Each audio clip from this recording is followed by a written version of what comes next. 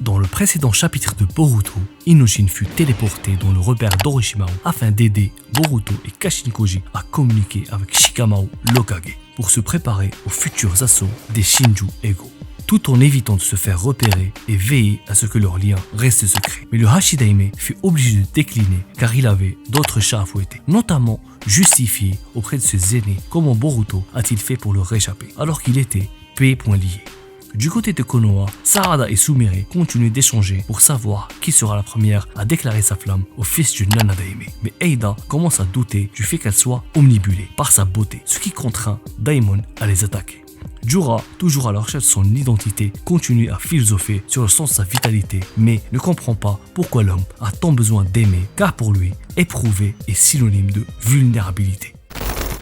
Yo les shonen, j'espère que vous allez bien, que tout se passe pour le mieux pour vous les amis. On se retrouve pour la lecture du chapitre 27 de Boruto Double Vortex. C'est un chapitre un peu de transition où il ne se passe pas beaucoup de trucs, il n'y a pas beaucoup d'action, mais il y a beaucoup d'explications qui sont amenées, approfondies et très précises de la part de Kashin Koji sur le pouvoir de Mamushi. Le chapitre commence avec Sarada et Sumire qui se prennent un coup de pression de la part de Daimon. On a oublié Daimon. Daimon est une menace. Tu touches un chasseur, il explose le monde entier. Faut pas oublier que c'est peut-être le personnage le plus puissant du verse. Il est un peu à l'image des Shinju Ego parce que c'est des êtres purs. Ils sont dotés d'intelligence mais ils suivent beaucoup plus leur instinct. On ne peut pas les comparer à des êtres humains. Leur instinct leur dicte de aller manger quelqu'un, ils vont manger quelqu'un. Pour ma part, Daimon est un peu comme le chien de Eida quoi, c'est son animal de compagnie. Il a une puissance, il peut dominer l'univers, le monde, mais il s'en fout de ça, il veut juste rester avec sa soeur. S'il voulait désintégrer Sarada et Sumire, il l'aurait fait et il leur a dit ne doutez pas du fait que je peux vous désintégrer. Pour moi, Daimon est une vraie menace. Et surtout dans les prochains événements à venir, on sait que Mamushi veut attaquer Konoha et il veut s'attaquer à Eida. Qui dit Eida dit Daimon. Pour l'instant, ce qui se passe avec Eida, c'est que elle veut ouvrir son cœur à Sumire et Sarada parce que les gens l'aiment grâce à son omnipotence. Et Eida n'aime pas cet amour un peu fake parce que les gens ne l'aiment pas sincèrement. C'est pour ça qu'elle est éprise de Kawaki. Du fait que Kawaki soit un Otsutsuki, il peut aimer Eida avec sa pleine conscience sans être influencé ou sous l'emprise de son Shinjutsu. Mais nous, lecteurs, on sait que Sarada et Sumire ne sont pas sous son emprise et elle les a grillés parce qu'elles sont là, elles sont posées, elles parlent moi j'aime Boruto, toi t'aimes Boruto, on aime Boruto. Eida commence à se poser des questions. Elle se dit vous êtes à côté de moi et vous osez parler de votre amour, un amour que vous éprouvez à quelqu'un d'autre que moi alors que je suis là, alors que vous êtes censé m'aimer du fait de mon omnipotence. Même Eida aime Sarada et Sumire parce que avant même de les connaître, elle avait décidé de devenir leur ami. Du fait que Sarada et Sumire aiment Boruto et Boruto est un Otsutsuki, donc ça fait un point commun entre Sumire Sarada et Eida. Donc elle s'est dit je veux bien avoir une amitié sincère avec ces filles-là, du fait qu'on se comprenne et que tous les trois on aime un Otsutsuki et elle veut avoir une relation sincère, malgré si ça peut la mener à sa perte. Et elle leur dit si vous me trahissez et vous me tuez, ça ne me dérange pas. Je préfère que vous me tuez que quelqu'un d'autre le fasse parce qu'elle sait qu'elle est en danger. Kashin Koji lui a dit tu es en danger, Mamouche va venir te buter quoi, il va venir te dévorer. Et elle, du fait qu'elle n'aime pas Mamouche, elle n'ose même pas aller regarder dans la dimension des Shinju parce que Mamouche peut rentrer en contact avec elle et elle déteste ça. Au départ, tout le monde pensait que Sumire et Sarada étaient immunisés contre le Shinjutsu d'Eida du fait qu'elle soit amoureuse d'un Otsutsuki. Mais maintenant que Eida a creusé un peu la question parce que Eida a dit ok vous êtes immunisé contre mon Shinjutsu, mais c'est un peu tiré par les cheveux parce que aimer un Otsutsuki ne suffit pas, sinon vous ne seriez pas les seules meufs à être immunisées parce que Kawaki et Boruto doivent avoir la cote et il y a sûrement à Konoha ou en dehors du village des meufs qui sont amoureuses de Boruto ou Kawaki. Une autre hypothèse qu'elle a eue, c'est elle pense que c'est elle qui les a exclus du Shinjutsu parce que avant même de les connaître, elle savait savait que Sumire et Sarada étaient amoureuses de Boruto. Et elle aime Kawaki, qui est aussi un Otsutsuki comme Boruto. Donc, elle a voulu avoir un peu une amitié sincère. Aucune omnipotence. Et donc, inconsciemment, elle les a éjectés de l'omnipotence. Du côté de Kashikoji, on a Inojin qui est mis un peu au premier plan et ça fait plaisir, franchement. Ils ont lancé une perche un peu à Inojin pour qu'il soit un peu développé. Personnellement, ça me fait plaisir à moi. Kashinkoji qui explique un peu qu'il y a un Mamushi qui va attaquer dans une semaine au plus tard le village de Konoha et il explique un peu ses aptitudes. Le pouvoir de Mamushi est intéressant. Il arrive à se démultiplier et ce n'est pas un multiclonage parce que Boruto demande est-ce que c'est un multiclonage? Non. Kashinkoji lui répond non, ce n'est pas un multiclonage. Son pouvoir à Mamushi, il se démultiplie et garde la même quantité de chakra et la même puissance. Et il peut se multiplier à l'infini. Il est over méga cheaté. Mais il a un point faible. À chaque fois qu'il se démultiplie, il devient moins intelligent et plus prévisible. Donc, il sera plus facile à gérer. Mais quand même, Shikamaru arrive à trouver une faille. Il dit à Kashinkoji, ok, c'est bien. Il peut se démultiplier, il devient plus teubé, on pourra peut-être le gérer mieux. Mais que se passe-t-il si il laisse une version de lui dans le repère des Shinju? Que va-t-il advenir? On le tue tous et il reste lui. On n'aura rien fait. C'est là que Kashinkoji explique que la démultiplication incite les Yamoshi à se regrouper. Donc, même s'il y a un Yamoshi dans un autre univers ou dans une autre dimension ou un autre lieu, son instinct l'incitera à venir avec les autres. Il y a aussi une autre explication amenée par Kashinkoji, c'est que si tu crèves les yeux d'un Yamoshi, il ne pourra plus se démultiplier. Et le chiffre parfait, enfin la copie ou ce que tu veux, qui pourrait normalement gérer, c'est 20 voire 30. Mais c'est un peu compliqué à gérer quand même. Même s'ils deviennent plus teubés, ils doivent les désintégrer au même moment. Parce que à chaque fois que tu désintègres le corps, l'addition des autres Mamushi deviennent plus intelligents et ingérables du fait qu'ils gardent toujours la même puissance, ce sera plus ingérable. Donc le mieux c'est de tous les désintégrer au même moment. C'est là qu'entre Inojin. Kashinkoji explique à Inojin que tu dois développer une nouvelle technique liée à la transposition que tu as réussi à développer dans le futur pour venger Himawari. Et il affirme que cette technique est un pivot central pour pouvoir buter Mamushi. Le fait d'entendre le nom d'Himawari cité, le mec est prêt et chaud patate.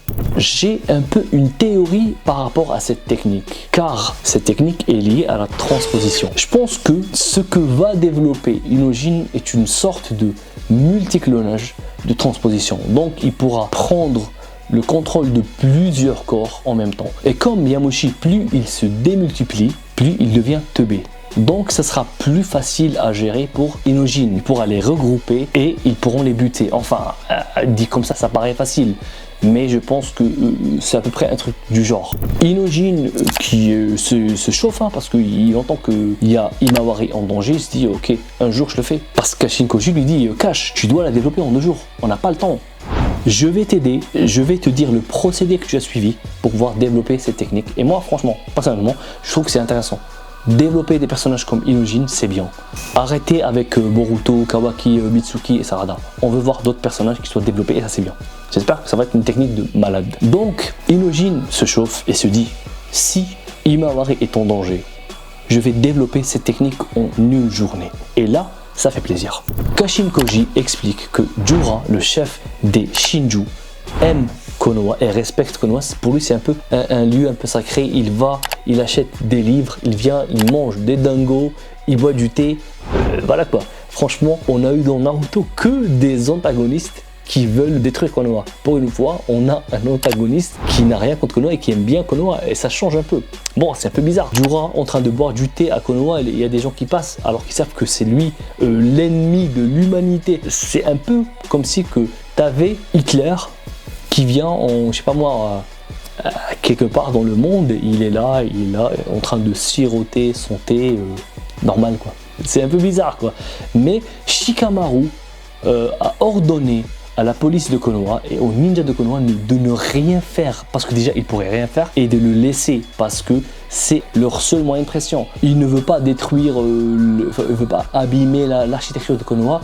On sait très bien que lui, il a deux cibles, Boruto et Imawari. Donc Imawari, à partir du moment où elle est à Konoha, elle ne risque rien. Ils veulent utiliser ça à leur avantage pour qu'il n'ait qu'un Momoshi à gérer. Déjà qu'il est compliqué à gérer. Aussi restreindre Momoshi.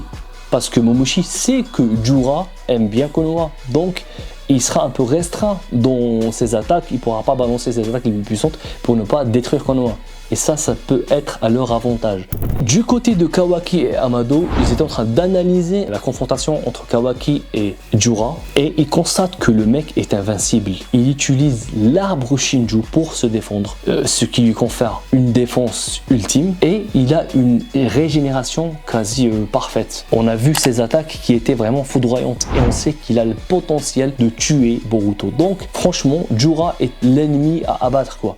Kawaki dit néanmoins que j'ai senti un peu de doute en lui, qu'il n'était pas si invincible que ça. Mais actuellement, je n'ai pas la puissance de la battre. Donc, il somme Amado de lui rajouter de la puissance pour qu'il puisse essayer de tuer Jura. Parce que Kawaki, tout ce qui est Otsutsuki, il veut le buter, il veut rien savoir. Mais comme Amado, c'est un peu lui qui a conçu le Kama et le pouvoir et le système de pouvoir de Kawaki, il sait que lui rajouter de la puissance, c'est le mettre en danger. Parce que le pouvoir de Kawaki, il a deux options. Ou bien il a l'option défensive, ou bien il a l'option offensive. Et si tu renforces le mode défensif de Kawaki, il perd en puissance. Et l'inverse par rapport à la puissance. Si tu lui rajoutes de la puissance, il devient plus vulnérable, mourir facilement. Et Amado ne veut surtout pas que Kawaki meure, parce que c'est le seul qui est capable, via son Kama, de recréer le code génétique de la fille de Amado. Et Amado, c'est son objectif ultime. Donc Amado dit non à Kawaki, je ne veux pas te rajouter de la puissance, je ne veux pas que tu meurs. Mais Kawaki, c'est pas le genre de mec à qui tu dis non. Donc il étrangle Amado, il lui dit frère, je te demande pas ton avis. Si tu veux que je ressuscite ta fille, tu n'as pas le choix. Tu dois miser sur ça. C'est ou bien j'arrive à buter tous nos ennemis et je ressuscite ta fille, ou bien je meurs et tu n'auras pas ta fille. Kawaki, franchement, pour moi, c'est un peu une fraude parce que Boruto s'est entraîné, c'est beaucoup entraîné pour avoir ce niveau-là. Et Kawaki, c'est juste mise à jour, passe au mode offensif, passe au mode défensif et c'est fini. Et c'est pas ouf. Pour moi, t'aurais pu mieux faire, Kawaki. T'aurais pu t'entraîner un peu. Et même Boruto lui dit, à chaque fois qu'il le voit, Boruto lui dit, hey mon gars, entraîne-toi un peu. T'es devenu nul, t'es devenu une fraude. Vers la fin du chapitre, on revient sur Sumire, Eida et Sarada. Sumire qui veut se barrer, elle a des trucs à faire, des recherches, elle veut aller au labo. Sarada qui veut l'accompagner, mais Eida ne la laisse pas, elle dit allez reste, fais-moi un câlin et tout. Mais quand Sumire sort du labo, elle tombe sur Boruto et Boruto lui demande de l'aider à réparer le sabre de Sasuke, car lors de son dernier combat face à Jura, le sabre s'est un peu émoussé et il y a eu une entaille, donc il y a un risque qu'il peut se casser. Et Boruto tient beaucoup à ce sabre là, car c'est le sabre de Sasuke et il s'est fait une promesse de le lui rendre en bon état. Donc il demande à Sumire, pourrais-tu m'aider à réparer ce sabre là? Sumire, au début elle est sceptique, elle ne comprend pas trop sa demande, mais elle accepte quand même et il lui donne un parchemin où il y a des résultats à des recherches qu'elle a trouvées dans le futur. Une nouvelle technologie qui n'est pas possible et il lui demande d'utiliser cette nouvelle technologie, enfin de l'étudier et d'essayer de la développer pour réparer son katana. Sumire voit un peu, elle lit un peu le truc et elle lui dit mec, tu sais que si j'utilise cette technologie sur son sabre, le sabre pourrait se déformer ou bien changer de forme et avoir d'autres, enfin ce sera plus le même sabre. Et Boruto il dit tant que il est intact et que je pourrais le rendre à mon maître, c'est tout ce qui compte pour moi. Et Sumire, avant de partir, bon elle était contente hein, franchement, parce qu'elle aime Boruto, elle a même fait un câlin au katana. C'est comme si c'était Boruto, elle était ultra contente. Vers la fin du chapitre, on aperçoit Mamoshi qui vient avec 5, pas clones mais 5 versions de lui-même pour déglinguer du Konoha et pour capturer et bouffer Eida. Et c'était la fin de ce chapitre 27. Bon, chapitre, il se passe pas beaucoup d'actions, mais on a beaucoup d'explications sur les pouvoirs de Eida, le futur pouvoir de Inojin, la future découverte de Sumire et le pouvoir de Mamoshi.